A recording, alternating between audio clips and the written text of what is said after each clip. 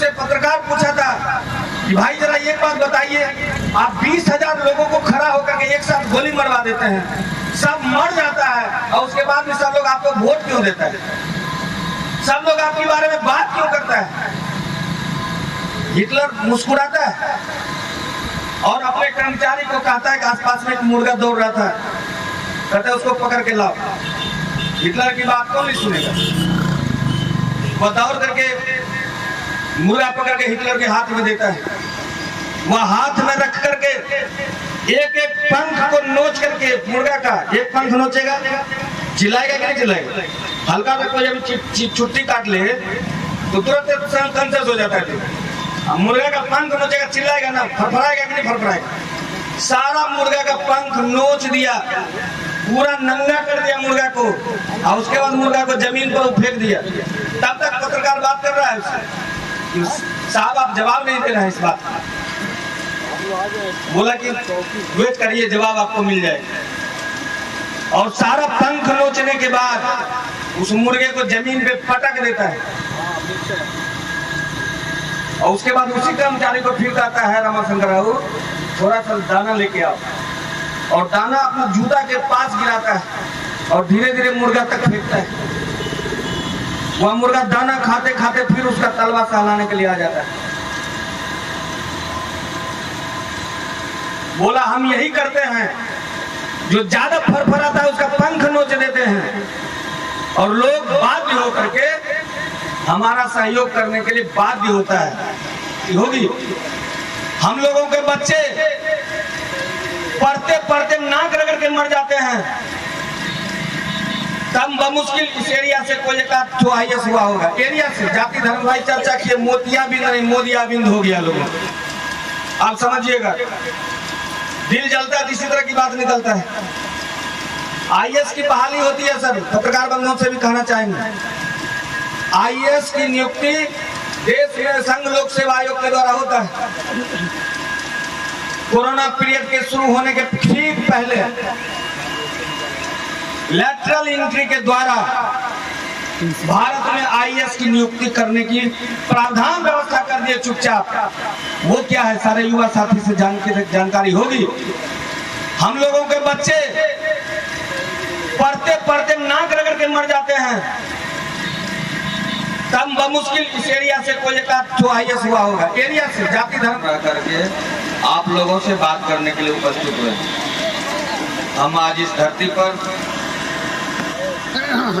रमाशंकर राव ने आने का आमंत्रण दिया और कल ही बात हुई थी, सिवान आए हैं तो आप हम लोगों के यहाँ भी उपस्थित होइए, क्योंकि कभी इस तरह का मौका नहीं मिलता है कि हम सब लोगों से रूबरू हो सके। क्योंकि यहाँ के स्थानीय समस्याओं को लेकर जब भी पटना आते हैं तो हम इनके साथ कदम में कदम मिलाकर चलने का प्रयास करते हैं। आज सबसे पहले हम इस धरती को, यहाँ के मिट्टी को फैलाया जाता है। बहुसंख्यक लोग जिसको हिंदू नाम दिया जाता है, हम लोग एक इंटरव्यू में बोले हैं कि आप हमको हिंदू कहते हैं, हम हिंदू नहीं है। गुड, हम सनातन धर्म के लोग हैं, जिस धर्म की स्थापना किसी ने नहीं किया।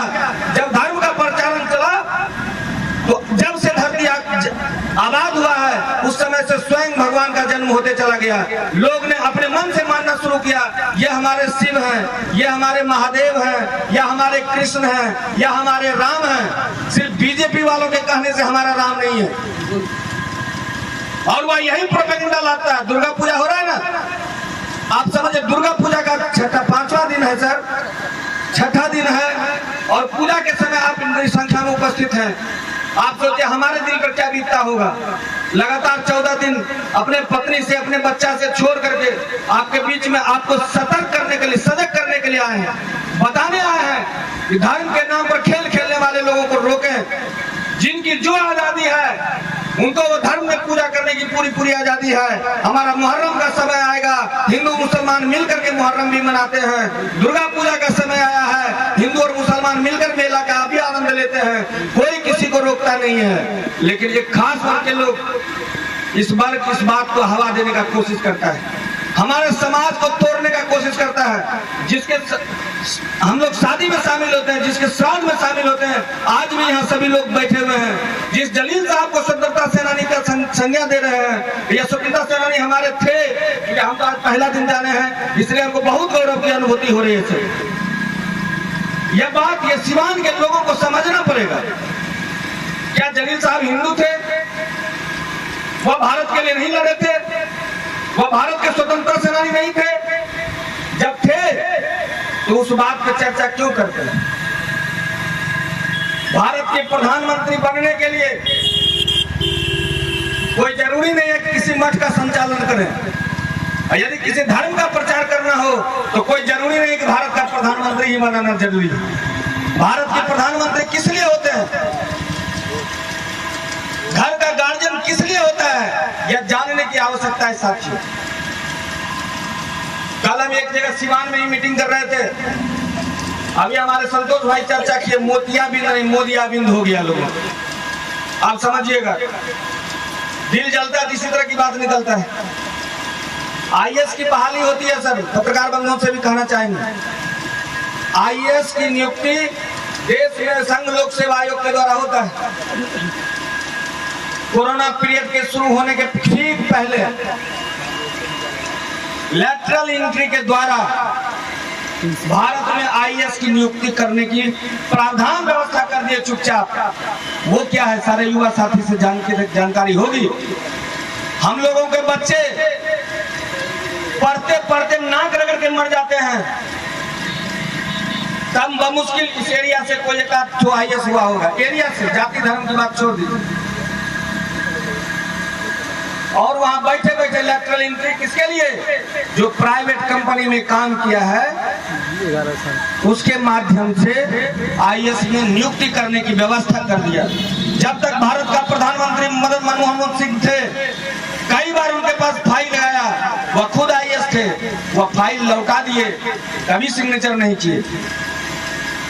लेकिन ये इनको हमेशा कॉर्पोरेट को फायदा देना है। जिस आजादी की लड़ाई में कंपनी से लड़ाई लड़े थे, आज फिर से कंपनी राज लागू कर दिए पूरे देश में। कैसे? इस बात को समझने की आवश्यकता है। महंगाई पर तो हमारे सभी साथी धनजी भाई भी बोले, मोहन भाई भी बोले, गजेंद्र भाई भी बोले, हमारे वाल्मीकि गुप्ता जी भी बोले, और सब लोग इस बात से वाकिफ हैं कि महंगाई बढ़ी है कि नहीं बढ़ी। आप भी बता दीजिए, बढ़ी है कि नहीं बढ़ी है? बहुत बड़ी है, बहुत बड़ी है। इस पर कंट्रोल कौन करेगा? कौन करेगा कंट्रोल? भारत की जो सरकार है वही ना करेगी, बिहार सरकार करेगी।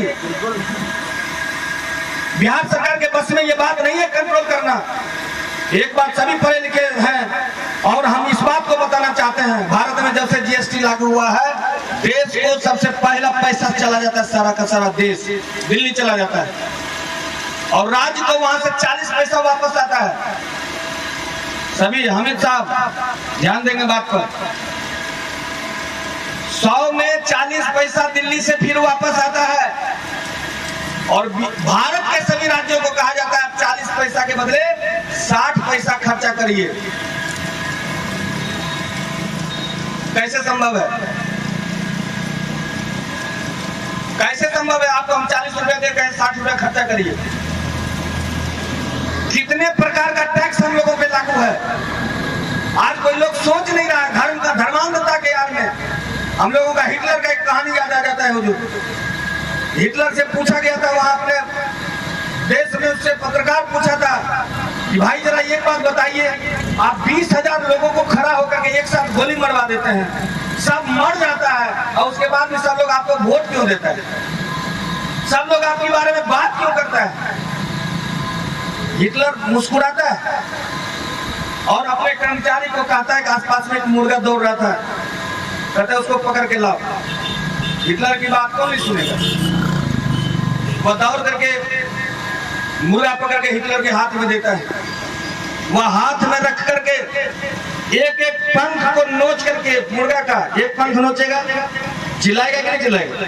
हल्का सा कोई अभी छुट्टी काट ले तो तुरंत कंसर्स हो जाता है। मुर्गा का पंख नोचेगा, चिल्लाएगा ना, फरफराएगा कि नहीं फरफराएगा? सारा मुर्गा का पंख नोच दिया, पूरा नंगा कर दिया मुर्गा को, और उसके बाद मुर्गा को जमीन पर फेंक दिया। तब तक पत्रकार बात कर रहा है उससे। कि साहब आप जवाब नहीं दे रहे हैं इस बात का। बोला कि वेट करिए, जवाब आपको मिल जाएगा। और सारा पंख नोचने के बाद उस मुर्गे को जमीन पे पटक देता है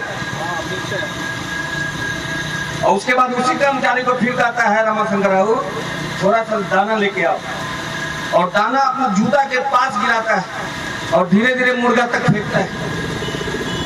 वह मुर्गा दाना खाते खाते फिर उसका तलवा सहलाने के लिए आ जाता है। बोला हम यही करते हैं, जो ज्यादा फरफराता है उसका पंख नोच देते हैं और लोग बाध्य होकर के हमारा सहयोग करने के लिए बाध्य होता है। वही आज इस देश में हमारे नरेंद्र मोदी जी कर रहे हैं। जब देश को पागल बनाना हो तो राष्ट्रवाद का झंडा बुलंद कर दो। भूखा लोग भी रहेगा, देश से प्रेम इतना रहेगा, भूख का ज्ञान नहीं होगा। अरे राष्ट्रवाद, हम सब भारतीय हैं, हम सब देशभक्त हैं। क्या एपीजे कलाम, अब्दुल कलाम साहब राष्ट्रपति बने, वह कौन थे? वह भारतीय नहीं थे? मौलाना अबुल कलाम आजाद भारतीय नहीं थे? हामिद अंसारी जो उपराष्ट्रपति बने वो भारतीय नहीं थे? या बिहार की गद्दी पर जो अभी लगातार धर्मनिरपेक्षता की सरकार बनी हुई है, जो सभी धर्म के बारे में बात करता है, एक धर्म विशेष के बारे में बात नहीं करता है। यही कारण है कि बिहार से लेकर देश तक में अब रात देश में पूरा महंगाई बढ़ रहा है, उस पर कोई चर्चा नहीं करेगा। युवा बेरोजगार हो रहा है, उस पर कोई चर्चा नहीं करेगा। सिर्फ धर्म की बात करेगा, सिर्फ धर्म की बात करेगा। इसलिए आप सबको सचेत करने के लिए आए हैं। नरेंद्र मोदी जी से पूछिए, एकदम पूछिए कि भाई आपने हमसे जितने भी बात किए थे, आप 8 साल तक उन्हें मौका दिया, 10 साल तो मौका मिला ही है। भारत के 10 साल प्रधानमंत्री रहे हैं। आप बताइए कंपनी को कितना ज्यादा, क्या कारण है कि हम सब यहाँ जितना भाई बैठे हुए हैं, एक स्कूटर पर चढ़ने वाला अडानी आज विश्व का चौथा सबसे अमीर आदमी बन गया। बहुत कम लोग ये बात जान पाते हैं कि 1,40,000 करोड़ रुपया उस पर खुद का कर्जा है सर, भारत का कर्जा है, जो हम लोग बैंक में पैसा जमा करते हैं। बैंक में पैसा जमा करने पर भी पैसा कटता है, निकालने पर भी पैसा कटता है। आजकल मोबाइल सबके हाथ में है। आप बात करने के लिए चलिए, मुश्किल से 10 से 15 सेकंड, 20 सेकंड, 1 मिनट बात होगी, उसके बाद कॉल ड्रॉप हो जाता है। उसके खिलाफ कहीं कोई कंप्लेन करने का कोई संस्था बताइए। पैसा तो हम एक बार उसको 1 महीना का दे देते हैं कि भाई हमको बात करने दो। वो कहता है कि आप फ्री में बात कर रहे हो, कहाँ पैसा लग रहा है, ड्रॉप हो रहा है, हो रहा है। आज जब आप कंपनी वाले को फोन लगाएंगे, कहेगा कस्टमर केयर कंप्लेन कर दीजिए। कस्टमर केयर को कॉल लगाते हैं, उधर से क्या कहता है, this route are busy, please call after some time. मतलब आप अपनी बात को किसी को कह नहीं सकते हैं। यदि आपके मोबाइल से 5 रुपए अकाउंट से निकाल लिया गया तो कहीं कोई कंप्लेन करने का कोई जगह नहीं है। इस व्यवस्था को कौन ठीक करेगा? हम प्लेटफॉर्म पर जाते थे, भुंजा खाते थे, मूंगफली खाते थे, छोड़ा छोड़ा के बैठे रहते थे, कोई दिक्कत नहीं होती थी। 2 रुपया में प्लेटफॉर्म टिकट लगता था, आज उसकी कीमत कहां चली गई? कहां चली गई? किसका पैसा जाता है? आज हम लोगों को आजाद भारत में पहला बार जिस पे चर्चा कोई टीवी चैनल वाला नहीं करता है। यही कारण है सर कि हम लोगों को जनसंपर्क अभियान चलाना पड़ता है, अपने लोगों को बताने के लिए निकलना पड़ता है कि आपको टीवी चैनल पर जबरदस्ती बिना मतलब का भी PFI और ED करते रहेगा। अरे PFI यदि गलत है तो भारत का संसद और न्यायालय जानेगा। तुमको यदि अपराधी है, चाहे हिंदू हो मुसलमान हो, जाएगा जेल, उसमें कहा कोई बात। लेकिन उससे पहले माइलेज लेने के लिए सारा टीवी पर बैठ के डिबेट में लग जाता है। और जब वो जानबूझ के हम लोगों को देता है, परोसता है, आप व्याख्या करिए, एक पक्ष में खड़ा हो जाइए।